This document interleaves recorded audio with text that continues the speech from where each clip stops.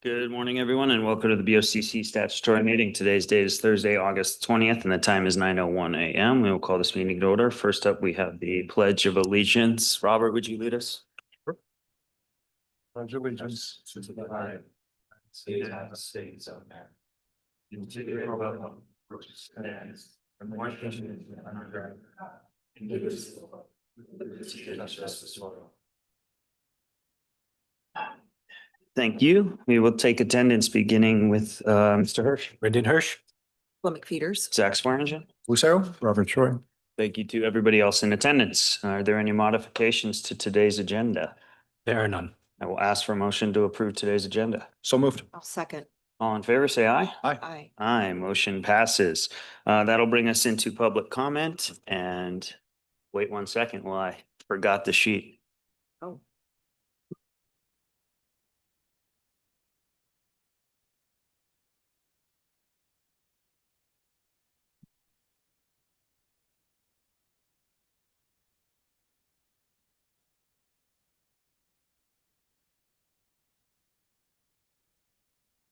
Got 3 people on here, but as always, if somebody else would like to speak for public comment, just let us know. I got Laura first and then Bill and then Marilyn after Bill.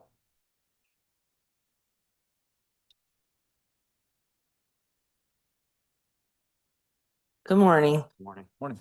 I read the MCI grant this morning and I just wanted to say that I don't agree with the criteria, specifically, even though there's no match to it, so it's basically free money, but the catch is you have to agree to anything that, any initiative that the federal government, specifically, I think it was DOJ, Homeland Security. And if you don't agree to that, or if you don't follow the stipulations in that grant, we have to pay back that grant. So we're on the hook. It's kind of like a Trojan horse, the way I read it. So anyway, if it was up to me, I would say no to it, even though I support law enforcement and everything that, we're trying to do. This just doesn't sound like the way to do it. Thank you. Thank you. Next up, we have Bill.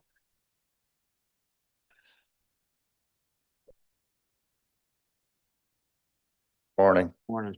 I was here Tuesday and I came back today because I wanted to drop off a copy of that state law that was passed in May. And if you look through it, you'll see that Pueblo County has been crossed off as an entity or sub-district of this other taxing district that they're trying to create. Also references that any voters within those areas it has to be voted on for capital expenses that occur over a year. So there's concerns also there. Also, I briefly spoke about how these trains are heavily subsidized by various states. This isn't a new agenda coming to Colorado, really. These trains have existed since the 1970s, and they've been heavily subsidized by these other states. This Amtrak study is, I don't know, maybe 10 pages long, but it documents what those costs are to the states that they have to pay to Amtrak to operate these railroads. And like I said earlier, those costs can be anywhere between $20 and $60. There's only one railroad in the United States that is a moneymaker, and that is the Acela Railroad between Washington, Philadelphia, New York, and Boston in those high-density areas. And that's not even including their infrastructure costs. So that's only the daily operating margins there that are included. Taking the liberty to, what I've heard and read is they make references about, well, we'll have trains going all the way down to Albuquerque and El Paso. Here's the New Mexico study by their state legislature done by PhDs in various science and finance.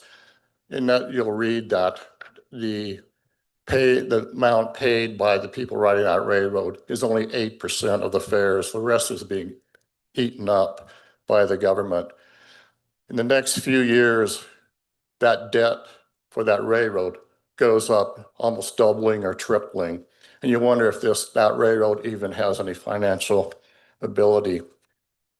Here's another one from Pennsylvania. Recent article stating that they feel like they're being railroaded with these proposals. So I want to leave these off as a matter of record. Thank you. Thanks, sir. Marilena?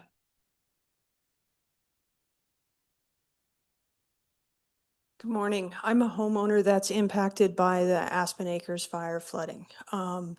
We continue to have incredible damage. We had loss of life, as you guys are aware of, this past weekend. The infrastructure, the culvert specific, and I've emailed Mr. Swearingen about this and Ms. McPeters as well. It remains completely closed in, smaller. The volume of water flow is too significant. It continues to overtake that. I have a huge wall of mud now in my front yard that they're trying to implement as a kind of Band-Aid on this suck and chest wound. We need actual infrastructure. We need the county to be out there and repairing, not just moving the mud that keeps getting placed. The property across from mine, John's cabin, continues to be hit 12-foot walls of water in this culvert. It needs to be fixed. Merely digging holes again and again is not going to be enough. I want to know when the actual repairs will begin. I know that the watershed people came out from the federal government. And so that's my question to you. What are our timeframes? When is this actually going to be fixed? I can't even live in my home. Thank you. Thank you. Well, our Director of Public Works is here, so are you going to stick around for the entire meeting, man? Okay, great. Maybe we can give a brief update. Is there anyone else that would like to speak for public comment? Come on up, and then if you would just please state your name for the record. And sorry, I forgot to ask you. Sure. My name is Linda Overland. I live in Beulah. I'm also on the Aspen Acres recovery team. And a couple of things I know about Marlena's culvert is terrible. But I also wanted to thank Roads and Bridges for the work that they've been doing on some of the main bridges, because they've acted as dams. And now they're digging out, removing trees, and really working hard so that we aren't as flood prone. The second thing, as a member of the AART team, I would hope that we can work on getting federal designation, because there are a lot of grants and loans that we are not eligible for because we don't have that designation. Secondly, I'm on the housing committee for the AART, and we have lots of members of our community who have lost their houses. They would like to rebuild, but the procedures getting through regional or Pueblo building has become really daunting. I'm hoping that we can work to fast track, or at least to collaborate with county commissioners, with the housing department, so that we can show these people a path forward so they just don't bolt and run. We're in danger of losing our community, and making it a doable process for people who need to rebuild would be unbelievably helpful for preserving our way of life in Beulah. Thank you. Thank you. Can I ask real quick what you've heard as far as daunting tasks from the building department? Well, we've heard from our last meeting, which I could not attend because I was shoveling mud out of the History Center, that they really want to do a long-term thinking process about what the restrictions should be and what the things should be to get permitting and going forward. And we can't afford to wait, because many of these people have insurance requirements. They have a timeline that they have to fulfill. And if they don't, then their insurance may not cover. We also have a lot of people without insurance who are trying hard to rebuild. So I think we need to work with these people and show them a pathway forward. So they'll think, yes, I can do this. I can stick around until I can get this done. So I know that we would like to have people rebuild to be fire-wise and maybe flood-wise, but there's just all sorts of kind of roadblocks that are popping up. So we would appreciate your help. And I think we're meeting today in Beulah at 3:30. The ARR team is meeting, and then we usually have other meetings during the week. So we'll be meeting earlier next week for the building committee for that. Okay. All right. Yeah, I'll have some conversations, but if you could please just leave your phone number with Jake right in the Sure. other room. And Sure, I get will. with Thank you. Thank you. You cutting me off, Anthony? Mhm. Okay. Anyone else for public comment? Seeing none, that'll bring us into our consent agenda. Mr. Hirsch. We have two consent agenda items. The first 2A is a resolution continuing the authorization of a declaration of local disaster emergency regarding the Aspen Acres area fire. And 2B is a resolution approving the application for federal assistance relating to flooding and debris flows resulting from the Aspen Acres fire.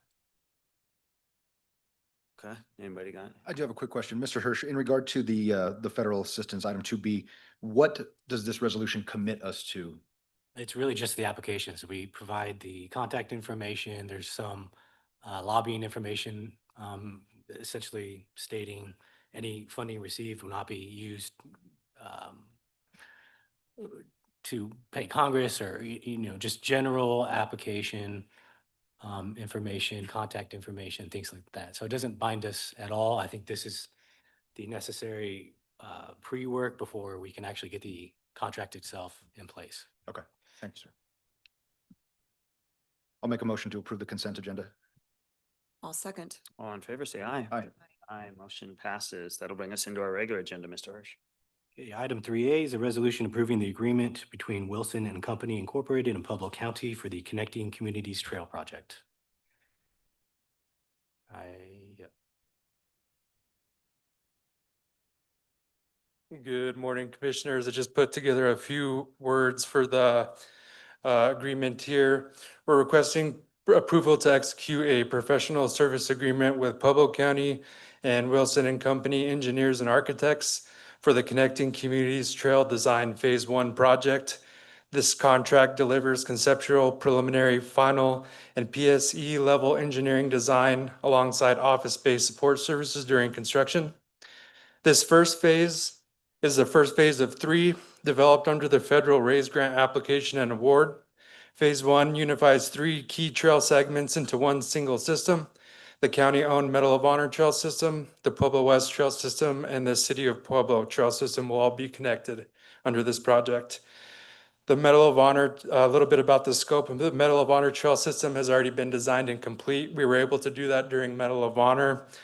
This will be a design of a 1.2 mile trail segment going down Pueblo Boulevard, crossing the UPRR overpass, including pedestrian signal upgrades at 11th Street.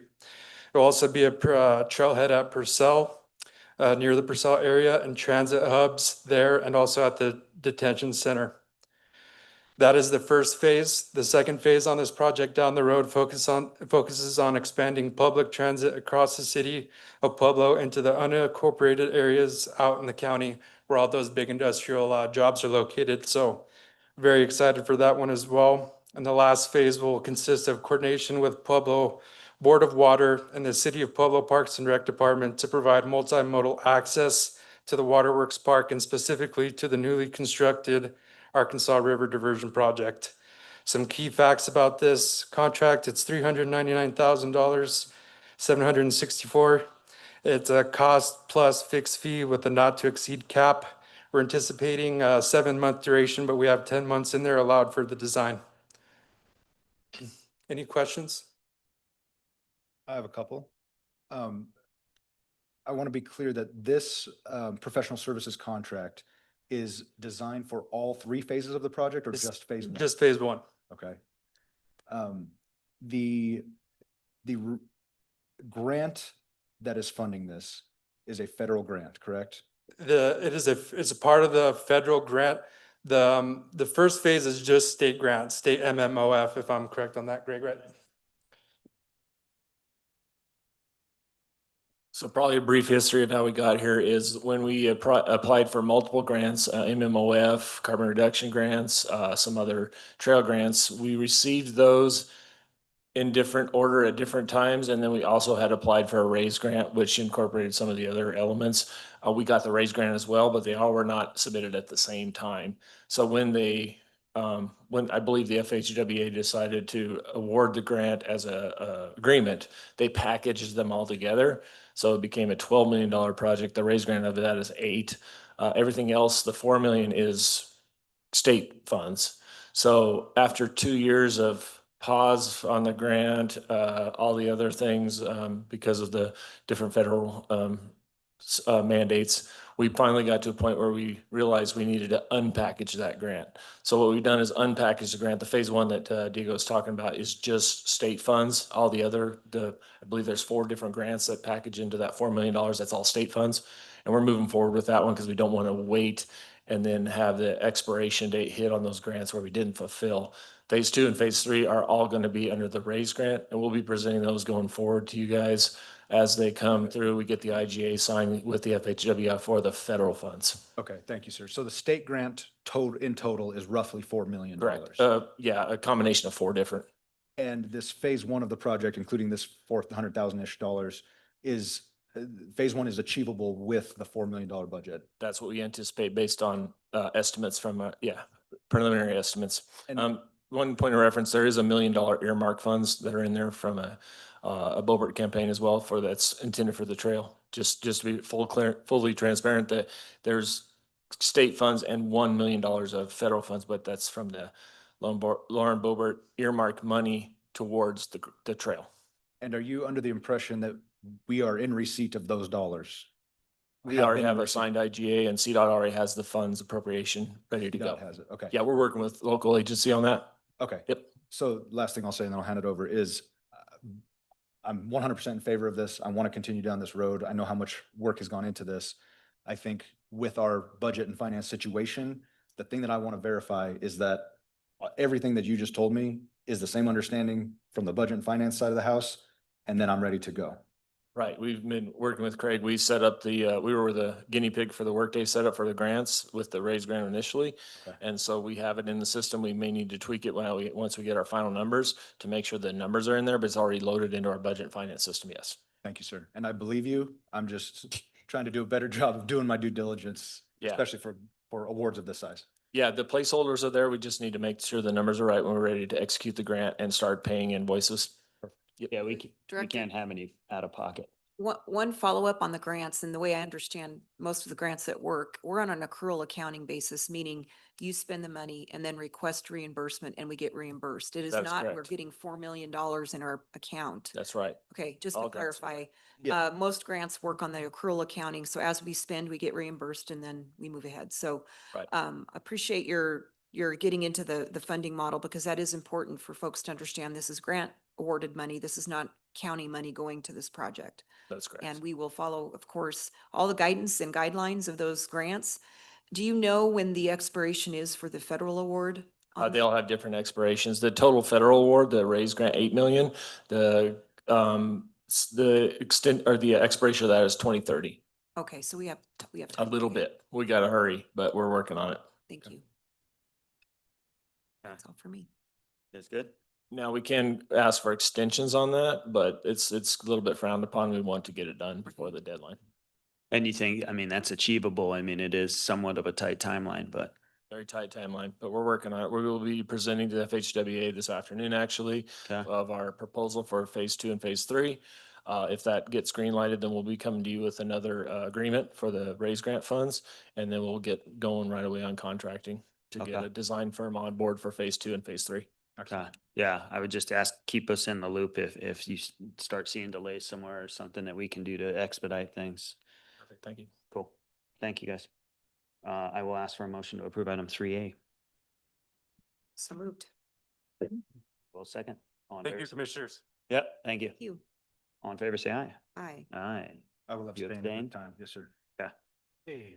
Item 3B is a resolution approving the 2026 election IGA agreement between Pueblo County, Colorado on behalf of the Pueblo County Clerk and Recorder and Edison Fire Protection District. Morning, Commissioners. As promised, I think at the last meeting, we have our final two election IGAs for your consideration. I think this and Rye Fire is the next item, so I'll just briefly address both of them. As you know, the Clerk and Recorder has a statutory obligation to coordinate elections for districts within the county who timely submit notices of intent to participate. And so that's what these two are. But I'm happy to answer any questions. Have any? I don't have any. Pretty straightforward. I will ask for a motion to approve item 3B. So moved. I'll second. All in favor, say aye. Aye. Aye, motion passes.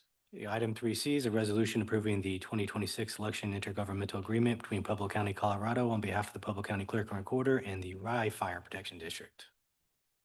Same thing as Same. before. Yep. Same. I will ask for a motion to approve item 3C. So moved. I'll second. All in favor, say aye. Aye. Aye, motion passes. Thank you, Commissioners. Thanks, Gab. Thanks, sir. Item 3D is a resolution appointing a member to the Pueblo West Roads Sales Tax Oversight Committee. Good morning, Commissioners. There is one vacancy on the Pueblo West Road Tax, the 6C Oversight Commission, due to a resignation. The available seat is a joint appointment between the county and the Pueblo West Metro District. There were 2 applications received. The Metro District has already reviewed those applications and is recommending Cabri Cleveland for appointment. You got a ballot in your email this morning, since there are 2 applicants. And that does indicate which one was recommended by the Pueblo West Metro Board as well. Okay. Ready for us to submit? Whenever you're ready. All right.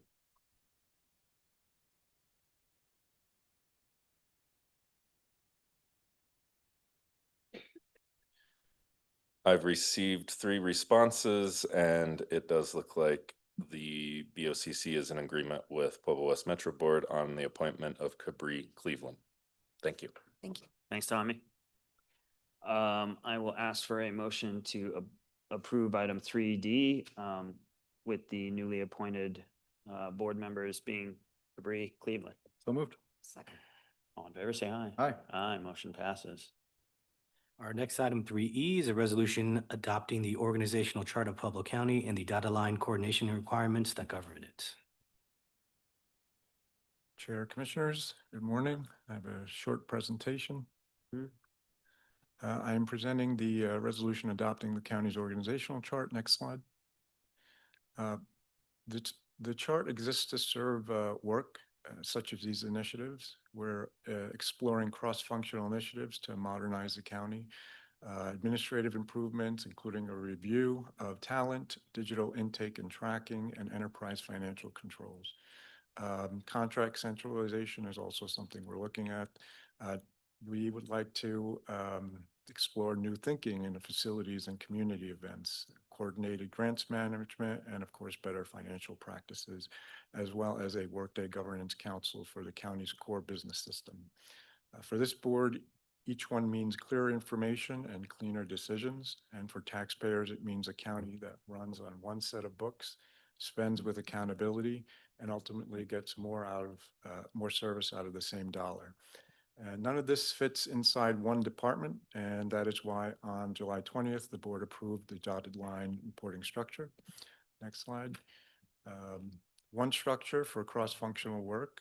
Each dotted line has written requirements as adopted in Exhibit B. Covered work reports into the county's priority register, which I have called the Smart Priorities Dashboard, and will be part of regular consolidated reporting to the board. Performance under the requirements is part of each director's performance plan and review, and you can adjust or end any of it at any time. And for the board, that's one account of the status of these initiatives rather than many versions for many different areas of the county. And for taxpayers, it represents accountability and progress. Next slide. This is the chart as recommended. You keep your direct relationship with Human Services, Public Works, and Planning with a dotted line coordination to the Office of the CAO. Correctional Services, CSU Extension, Facilities, Parks and Recreation, and the position shown report to the CAO's office. The elected offices appear as county finances and nothing about their authority changes. And I recommend the board adopt this organizational chart. Thank you. If you could leave this up for 1 second, sir. I think we have a couple of small errors in here. So payroll technically is still reporting through up to the CFO. I know we intend to make that change and we can, I just know we haven't done it formally yet. So payroll, this is kind of a future state with payroll reporting up to the CHRO. And then the Runyon General Manager currently reports to the Director of Parks and Recreation. And in my opinion, we want to continue it, continue down that path as opposed to the CAO. We just made that change in the last couple of weeks where Runyon reports to Parks instead of the CAO. So with those two caveats, I'm fully supportive of this rollout. I think for all the reasons that you've stated today and previously, that this is an excellent structure for our organization. So I will just say that I'm supportive of this. We just need a couple of small corrections as mentioned. Yeah, I mean, and those, as you mentioned, have basically been understood and decided prior to, so. Yeah, I appreciate the work on this, Robert. And I think that this is a very good format, and will, streamline our operations and improve accountability and reporting and everything, so. I agree.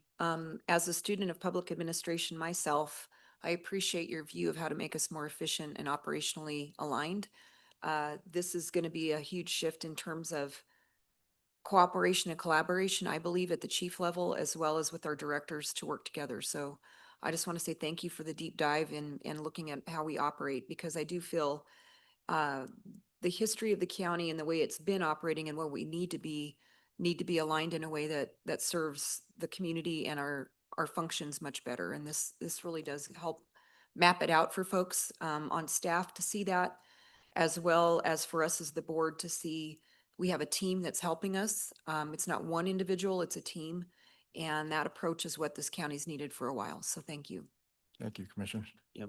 I would just add that there may be some, as we understand, there may be some adjustment in the future anyway. I think significantly smaller than obviously this big adjustment, but I know that there are some staff out there that there's wanting to be some different reporting, but it's onesie twosie here and there. So we will certainly bring that back forward when the time is appropriate.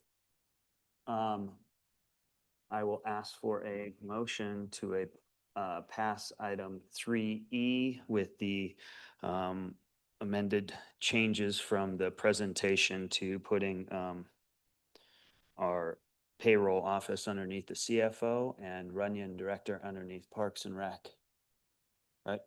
Yes, sir. Mr. Hirsch, you good with that? Okay, That's good. I will make that motion. I'll second. All in favor, say aye. Aye. Aye. Aye, motion passes.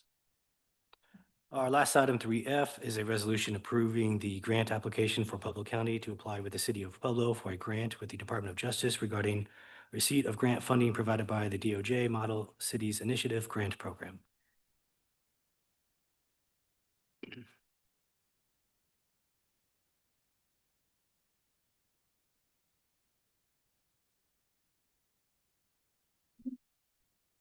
Tag teaming it? Shelley's the lead. Okay. Good morning. Morning, ma'am. So this is a super exciting application that we as a community have all gathered together to join in and to see if we're even if we even get considered in the application process. I mean, obviously there's 50 states applying for this, but for an example, the mayor, and I have Deputy Chief Kenny Ryder here with me also, the mayor, the district attorney, the sheriff's office, Pueblo Police Department, BHS, Tammy, and then we also have Child Advocacy Center, Community Corrections, So, and then there's subrecipients, which would be ACOVA. This is for the community CASA. So it's a really amazing opportunity for us to apply for this. And basically, that's what we're asking. Tammy's the last person on the list to put her signature, and we're basically asking for the opportunity to even try for this grant that is $100 million for this community. And based off of all of our community meetings and the needs of the community, we're asking that we just get the approval to put the signature on to see if we're even in the running for such a grant. Thank you. Yeah, I would just like to add that it's, so the 3 meetings that Under Sheriff is talking about, so all of the partners got together. It's really robust. It's not just a law enforcement lens. It is a prevention lens, it is an intervention lens. And so all of those subject matter experts were in the room and were able to provide their suggestions about what services could be offered upstream in prevention, and then also what would be offered. The law enforcement subject matter experts were able to say what their strategies would be to reduce crime. And so I do feel like opinions were heard in those meetings. Thank you. Would either of you be able to comment on our first public comment from Laura about, I don't know if you guys were here, did you hear it? I did hear it. I mean, I think just if I could boil it down, the major concern is if there's federally directed initiatives, we have to adhere to that. Potentially, if not, we are on the hook to reimburse grant dollars. Yeah, I do believe that this grant has been an ongoing grant, and they have many cities that are examples, and I have never heard of one city that's had to do any kind of refund or payback. I can verify that.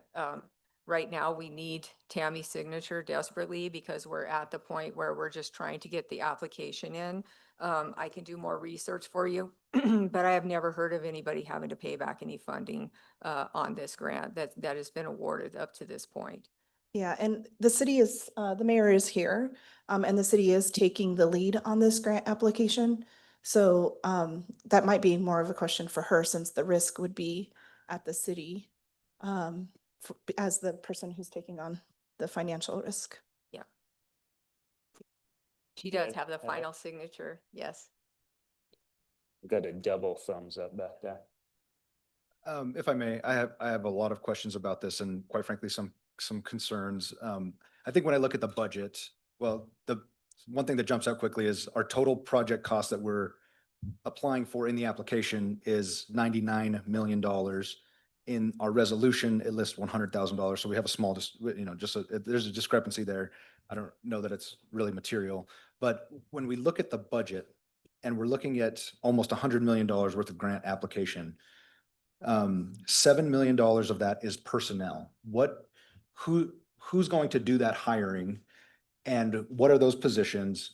And after the 3-year grant term, what do we see as who's on the hook for either keeping those people around or cutting them loose? So I can tell you that as part of our, what the sheriff's office put in, it did not include personnel cost. We put in for technology. Ours was mostly technology based. And there is, in the grant, there is a grant manager written into the application that will actually manage this entire grant. We didn't want to put it on one specific entity, so we wrote in a grant manager for it. As for the breakdown of that, I can get you a breakdown of who put in for personnel. But it was not the sheriff's office. I don't know, Tammy. Did you? DHS did put in for some personnel. Okay. And so those would be grant funded positions that would end at the end of the grant cycle.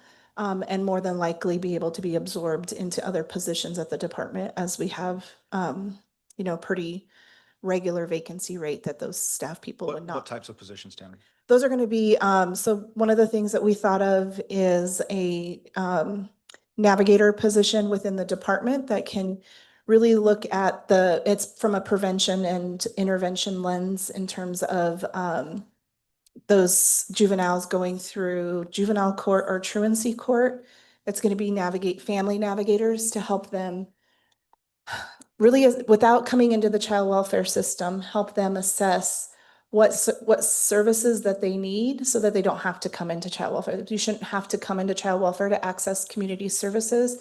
So we really want to create these navigators to help families find these services without entering the system, especially when coming from truancy and or delinquency, juvenile delinquency courts. Okay. So I appreciate that what you're saying about prevention, education. I think some of that is included in here, but I'd like to get your opinion of the $100 million budget. How much do you see as prevention? That's a fair question, and it is fairly small. The amount that DHS suggested in terms of the budget was about $7 million. So of the $100 million, not even sitting at 5%. Okay. So, Um, but I'm not sure how much, there are other agencies like the Child Advocacy Center who is also doing some prevention and intervention services. And so what happened is everyone was able to submit their own budgets. And then the grant writer at the city combined all of those. So we, Shelley nor I, don't know exactly how much the CAC put in for. We just know Right. aggregate what is going to be submitted in the grant. But I think she can get those details. of Yeah, what it- and I do believe like JBBS, our co-responder program, it did include staff. And I think there might be some staff that could be included in some of that grant funding, but there again, it's the same as Tammy. It is a grant funded project. When the grant funding is through, the project is done, that position is done. Or we would have to relook at also any openings that we had, but I know the co-responder program was also put in there, so that was probably several employees, but it's the same way it was covered by grant funding last time, and then it ended when the grant funding ended, so. Okay. So for our third party, I'll call them recovery prevention partners that submitted their budgets, are they captured within the personnel lines or are they captured in the sub-award, sub-grants lines, procurement contracts lines? In our super simplified budget that's included in our application, where do we capture those? It's a little bit of both, Commissioner. So the grant only allowed those line items. They only allowed those 12. So we believe if they get to the next phase, they'll be able to expand on what that look like. For DHS specifically, we asked for money in personnel. We asked for money in fringe because you have to, pay the benefits of those personnel. And then the rest of our funding went to the sub-awards section so that we could work with community partners to provide services to families, whether that be, I don't know what the approved list is, so I don't want to say out loud, but because that's, the mayor is responsible for approving that list, but we put forward several community partners that we feel can do some good work in the prevention area. And so that was the rest of our $7 million for DHS specifically. Pardon the interruption, Commissioners, but I just want to point out that the county is not in a financial position to support any new technology, including software, server maintenance, licenses, or seats. So I just want to make sure the commissioners are aware of that. Thank you, sir. That's exactly where I was headed next, is a $30 million technology line in this budget. What is that? It And who's paying incorporates. for it? I mean, I know the grant's paying for it, but initially, but when those licenses, when this grant period runs out and those licenses are effective and we're on auto renewal contracts, who's on the hook for paying for those technologies? Well, obviously, anything that's coming out of our budget is going to have to be budgeted within the allotment that the sheriff's office gets. I mean, we will have to assume responsibility for any of our contracts like we do on any of we're responsible for all of our contracts and our financial, responsibility is within our budget. So I guess within the budget that you are giving us, we will have to find that money within our agency to support that. We're not going to ask, for any additional funding for that. So it will either be through additional grant writing or we'll have to figure that out. So conceivably of that $30 million, some of it will be a county lease or county ownership of some of that equipment or software, whatever falls within that huge technology line. Correct. Shelley, I think just to address that a little bit, not that I'm saying it's the solution, but I think some of the technology that they're seeking would help reduce the personnel lines so that potentially you don't have to have as many, because right now both of them are experiencing extreme vacancies. And so the technology was supposed to help in that personnel section. You For an can correct me if example, I'm I wrong, know but- that some of the technology that we put in for was for redaction and for records keeping, which would, everybody is behind on records, the Cora and the CCJRA request, and so it would benefit us to actually have this type of technology put in place. But there again, I believe that the sheriff's office is going to understand that when we write contracts, that it is assumed in our grant and in our budget that is allotted to us. Is there a portion of the technology line that is dedicated for surveillance cameras of some sort? Um, I believe, if you're referring to Flock, no. That's not a request from the Yeah, I don't know if sheriff's that's office. something Kenny could respond to. I didn't make any technology requests, so I don't know if the mayor or the city police want to talk about if they had any intention with what they submitted. I'm not aware of any sort of plan for any sort of additional surveillance. So of that $30 million, what are we buying? So out of, one of the requests that we're doing is an attachment through Axon for our own, the sheriff's office to have a real-time crime center. It does include cameras, but it doesn't include the LPR cameras that I know we're being asked about. It's, the community is aware, I believe, like city, your community is aware of how your real-time crime center is set up. It's been very beneficial to the city in solving crime. And, you know, this grant also, it requires community involvement. So it's part of the grant. Everything that is done in this is as a community with all community groups. So if we need further discussion there, again, this is the application to even see if we even are going to be looked at out of the 50 states of cities that need to apply, which the deadline is the 24th for us to apply. So we don't even know if we're going to be considered. I think that we can answer any questions that you have while we're trying to go through the process. Any of these concerns, I think I can get answers for you, and we can speak to them. But I think the application is probably just the biggest concern right now, is getting the application signed and sent in to see if we're even considered. If we're not considered, then I wouldn't think that we would need to move forward on the questions. Thank you, Undersheriff. And I did have a chance, Director Torres did send me the application. I had a chance to thoroughly review it. I have no concerns with this application. I think it's a smart thing for our community. The collaboration between the county, the city, the agencies to make Pueblo a safer place, and also to help those that have needs in the areas that are impacted by crime and also subjected to crime. I think we need to be forward-looking. I think this is a great opportunity for Pueblo to collaborate. And I want to thank you all for your time and effort. I didn't see any issues with this grant. I am 100% supportive of your application, and I don't have any further questions about it. But as you move through the process, please keep me informed. I think technology changes, as we know, and we have to adapt to the technology changes, especially in law enforcement. And if we can get federal money to do that, that's where we need to go with that. So thank you. Yes, one more thing I wanted to bring up that's coming very soon. That's probably a great thing for this county is Senate Bill 25-310.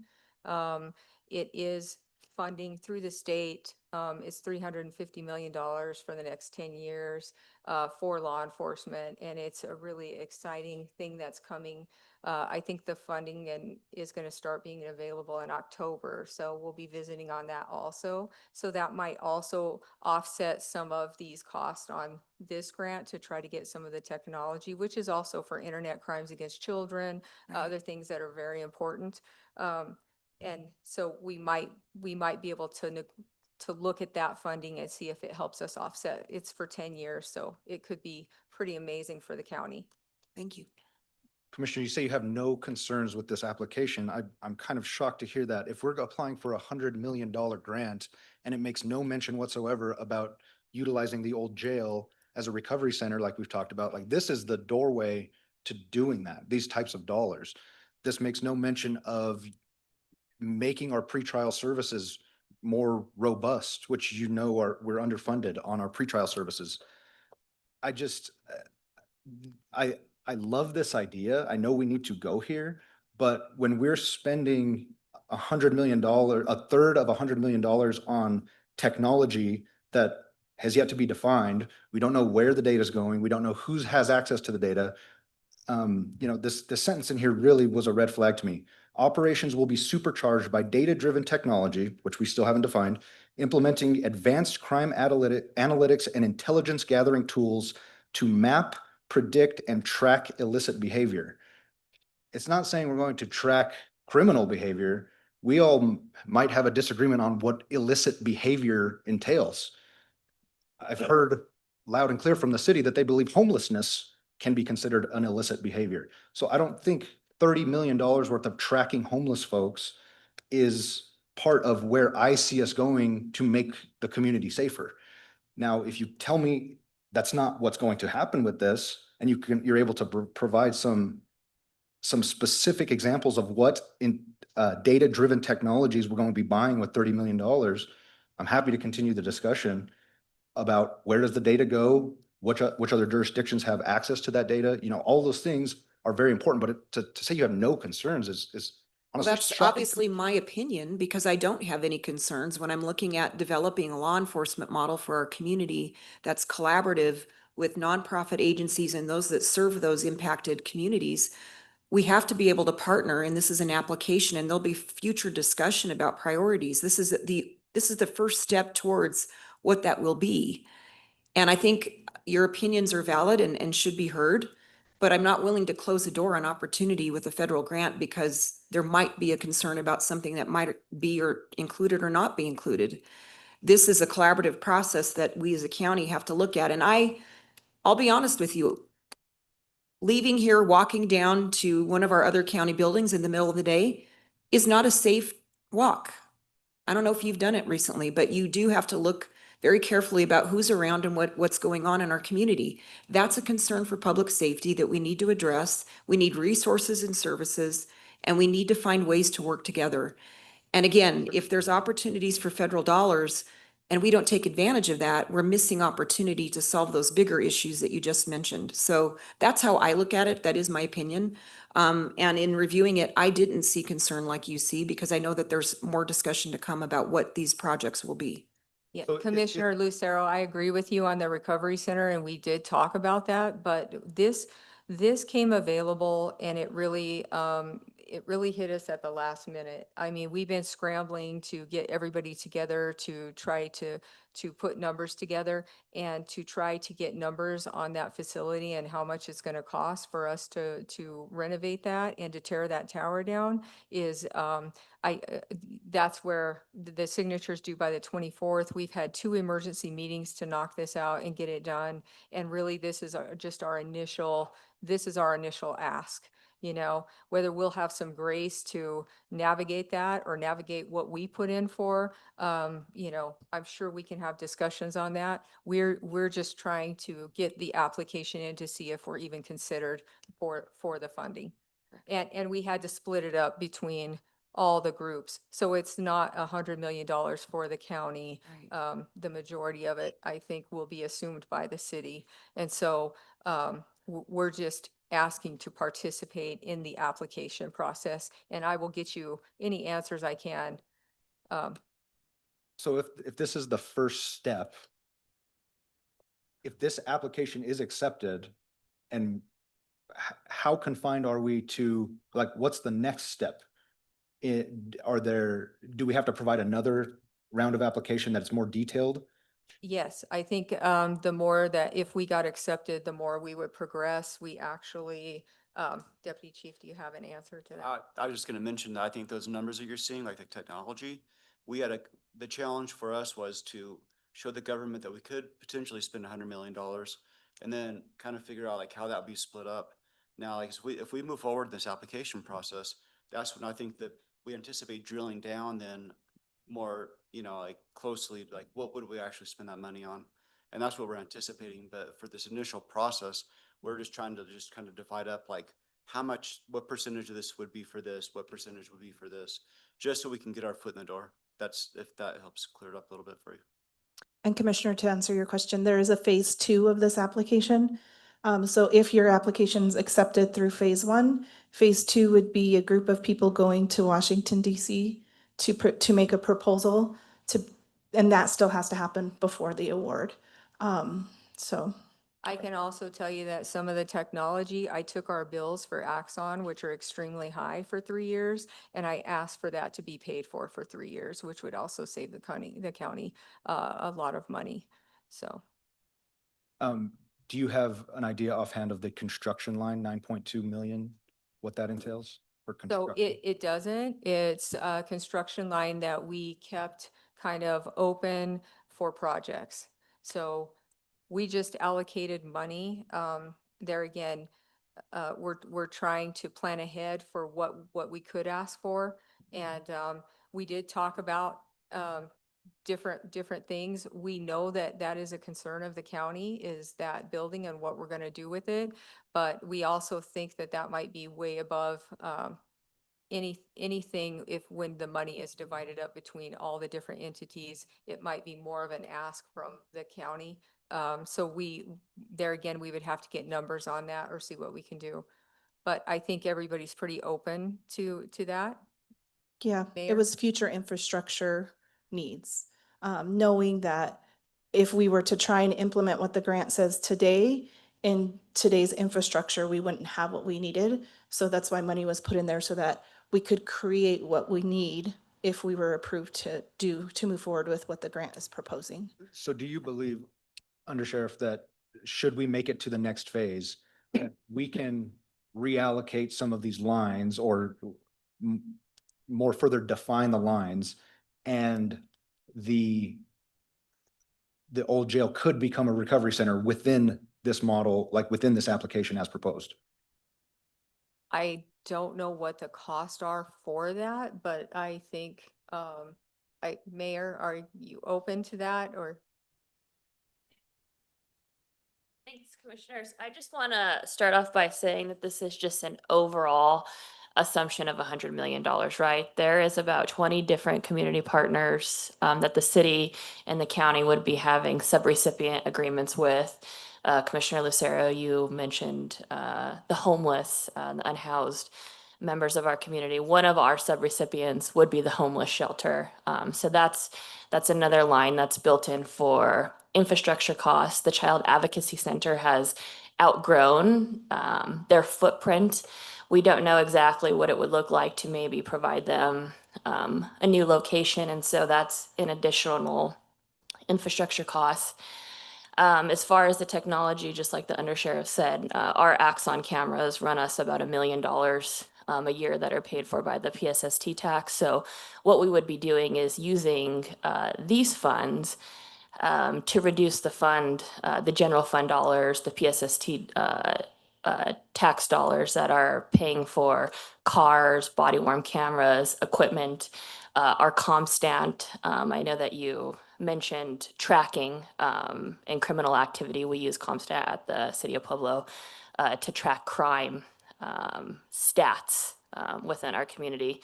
It's how we deploy our officers to where they need to be during the day. So I would say that a lot of this is already existing technology, existing infrastructure, but we would be able to subsidize our general fund, your general fund, and many of our partners' general fund. I think if we're given the green light to be able to apply, I think this is going to be a continued conversation between myself and you.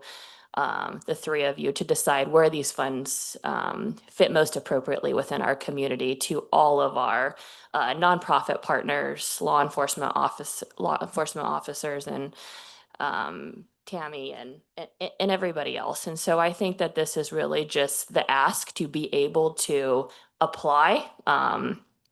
Once we make it to the second phase, which I hope that we do, I think that we can all sit down and figure out where this money should go and where it's going to be the most benefit. So I don't necessarily think anything is set in stone.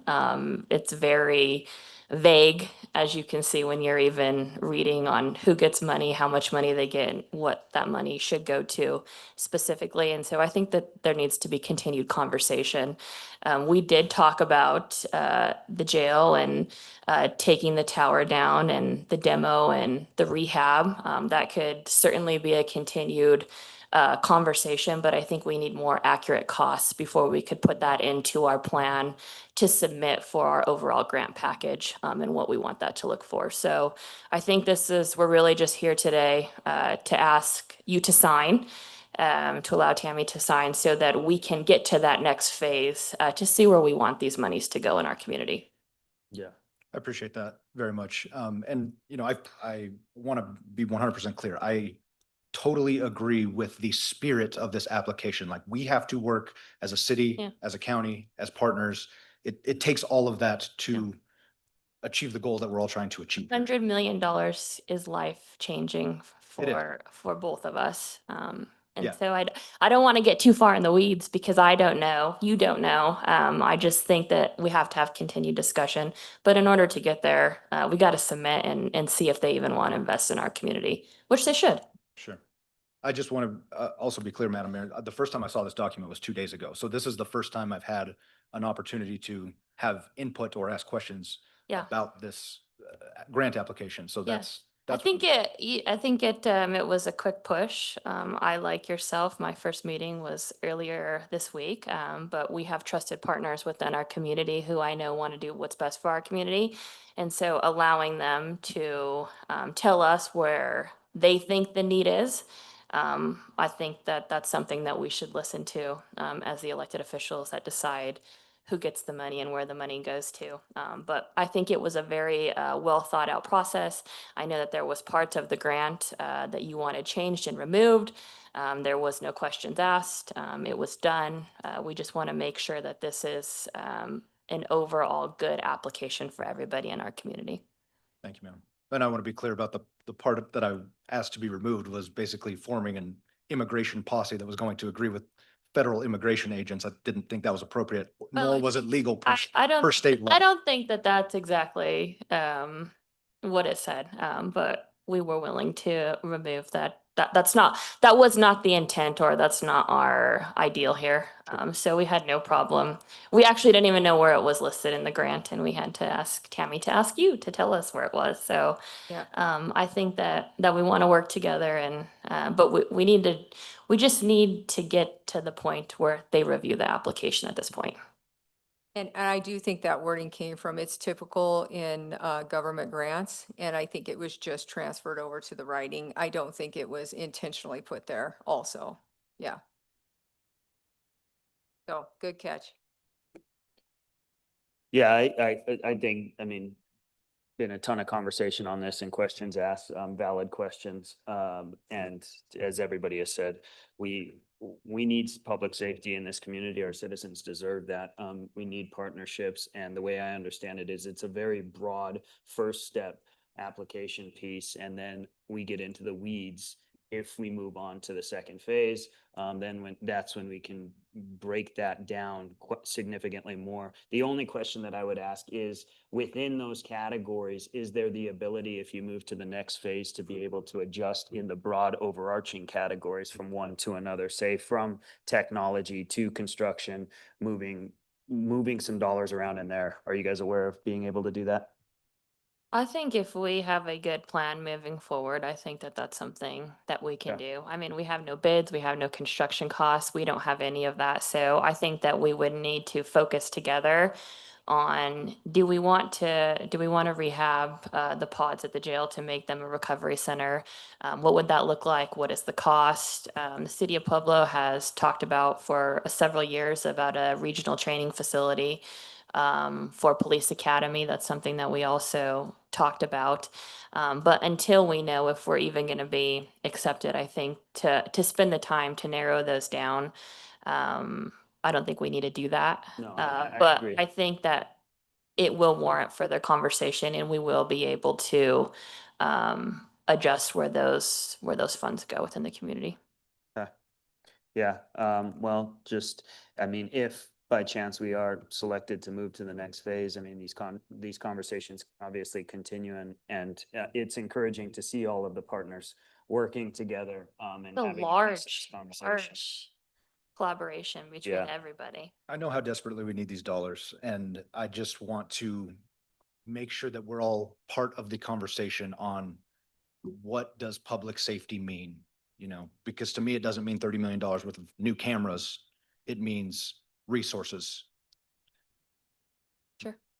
Yeah, so I think, again, if we are selected to move forward, those conversations continue, and quite frankly, they should continue publicly. So we offer the invite, if we move forward, that everybody can come back in here and have some conversations. And the last thing I'll say is thank you for all the hard work, Tammy, Mayor, Deputy Chief, Undersheriff, all the partners that worked hard on this to get this done. It's a big application. So thank you. Yeah, thank you all. I will ask for a motion to approve item 3F. So moved. Commissioner, I think we need to modify that. Oh, to with the be 100 dollar- million from yes, the it'd be 90 $99,285,875, Yeah, good catch. $875.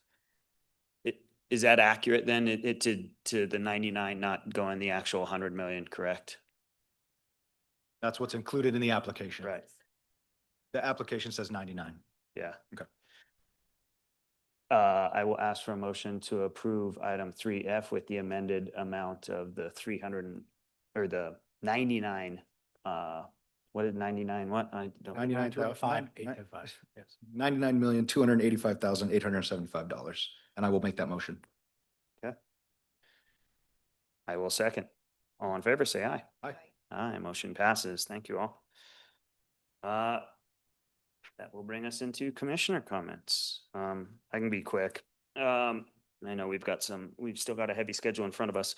I know that, well, I'll let Greg come up first since he's been sitting here waiting, to address some of the, fire issues and flooding issues and that culvert specifically, and work that Public Works has been doing. You can come up here. Yeah, that's fine. Here, It's up to you. it's fine. Safer. Yeah, I'm gonna mess up your last name. Is it Mrs. Schloenfelder?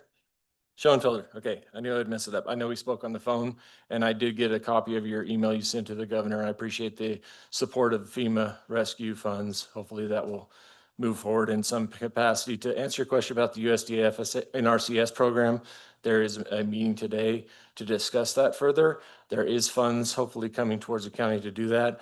Just for basic knowledge, we've evaluated 84 infrastructure roads and bridge culverts across the entire fire range that are potentially going to be impacted by flooding, depending on where and when it happens. So there's a lot for us to do. I've flexed as much resources as I can towards the fire and flood prone areas. But we're doing the best we can to keep roads open. In the meantime, we have also flooded out roads in the county, the eastern part of the county as well over the last week. So my crews are spread as thin and working as many long hours as they can. Other than, trust me, that's happening. I don't have anything else. We are very aware of the Cascade culvert. Obviously, it's made it through decades of flooding issues, but now we have a different situation, so it will be addressed. It was included in the review. There's also over 200 structures on private property that are potentially impacted, so it's a lot. Just know that we're going at it as hard as we can. For right now, we're trying to keep public roadways open so that people can get out if they're in an emergency situation. That's our primary goal right now. So I guess I just ask for some patience. I know we've had discussions and it is on our radar. Thank you for that, Greg. We appreciate it. We appreciate all the work that you guys are doing up there and all the partnering organizations that are trying to deal with this travesty. In line with that, again, I've heard on demo permit fees and to the comment made earlier about our ability and our building department offering the most expedient process to get through. That is of utmost importance to us.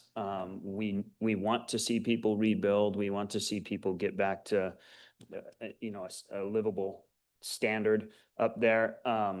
And so I've had many conversations. Again, we went back to, or I go back to a very generous amount that was given to us to help subsidize those demo permit fees of $10,000.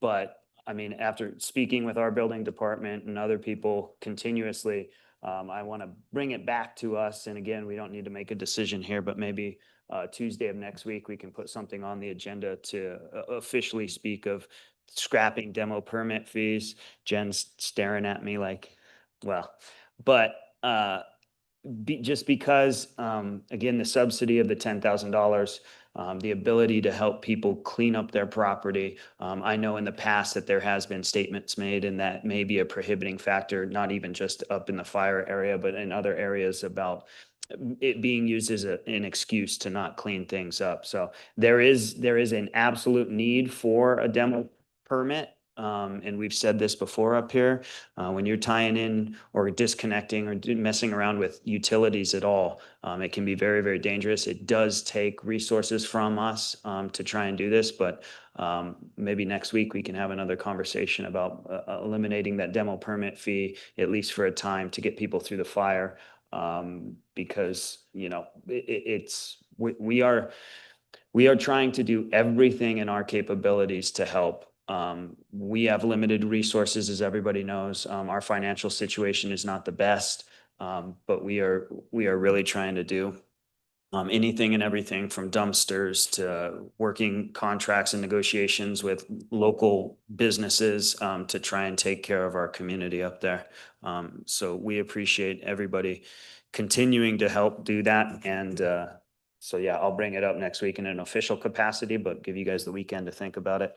And then the last thing that I've got is I'm doing an ice cream social this afternoon that is benefiting the Air Force Association at the Pueblo VA Community Living Center. So if you want to get some ice cream, come on by. That's all I got. For free? I think so. No sprinkles though. I wanted to thank the community members from Beulah for being here. Most of all, I want to validate the weariness, the despair, the frustration. We feel it too. We're not in your home in Beulah, but all three of us have made several trips up there. We are as involved as we possibly can be. Our public works team, they're there nightly when the rains come, and we hear you loud and clear about the infrastructure projects that need to happen to hopefully alleviate some of the nightly flooding when the rains come. We will be discussing with the USDA's and the NRCS team, the federal agencies that came in here. They have now a list of projects that they're proposing. And, the only thing I can say is those big infrastructure projects, as much as we would like to just do them right now, they take funding and they take planning, they take time. We want to do it right while we have this chance at these large federal dollars. We want to get these things right. But like Mr. George said, we are doing it.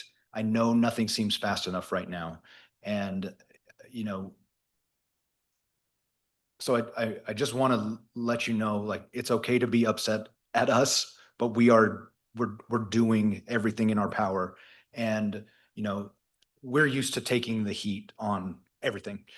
But what I would ask you as a leader in the Beulah community is to remember that, it's one thing to get upset at elected officials, but recognize the good work that is going on from our sheriff's department, from our road and bridge folks, from our IT folks who are, sitting in the emergency response room for the duration of the disaster. They're truly public servants, and they didn't sign up for the backlash. And so I guess what I'm trying to say is,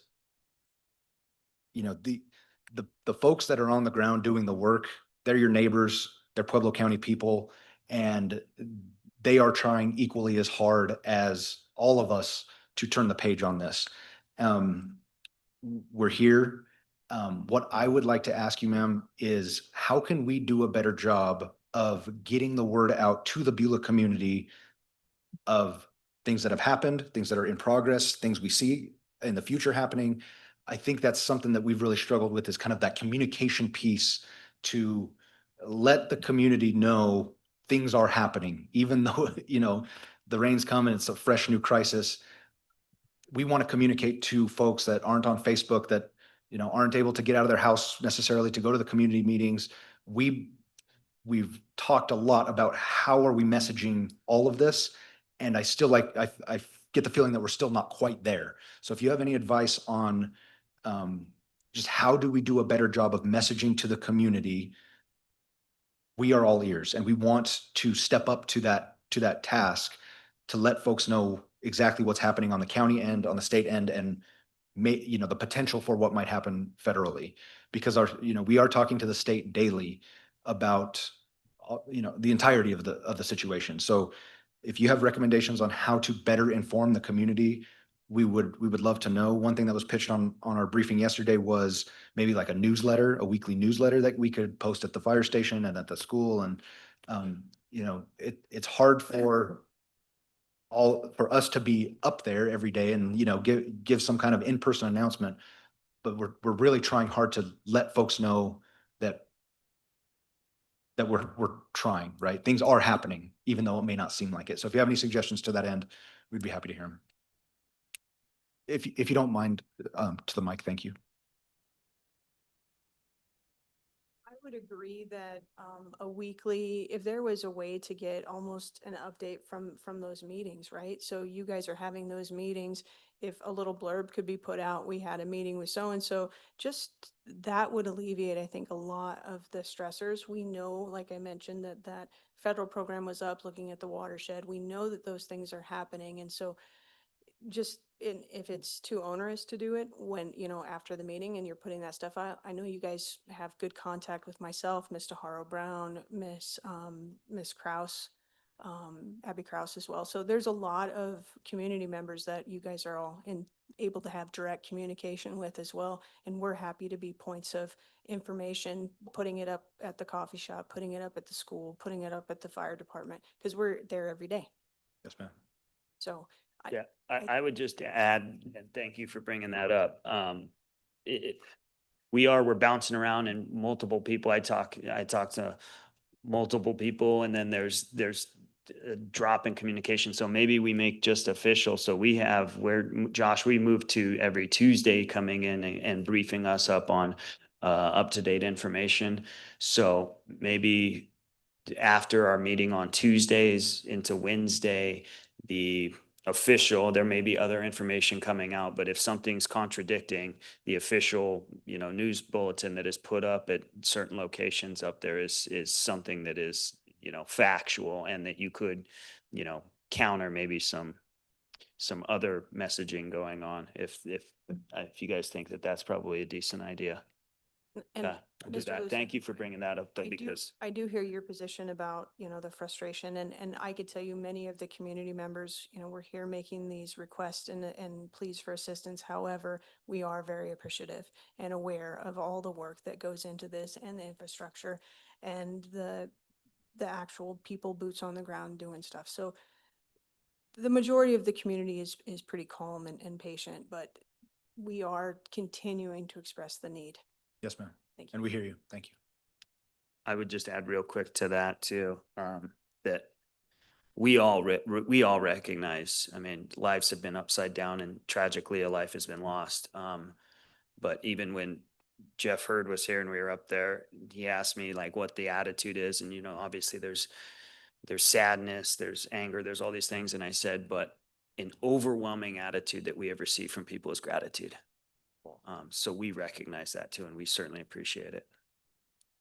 Thank you, ma'am. Yes, and I appreciate you coming today and being the face of the community for us, because I've talked to many people as well in Beulah, and It's heartbreaking. I think the hardest thing about what we're dealing with now is that it's an ongoing disaster. We had a fire and that was a disaster, but this flooding is an ongoing disaster.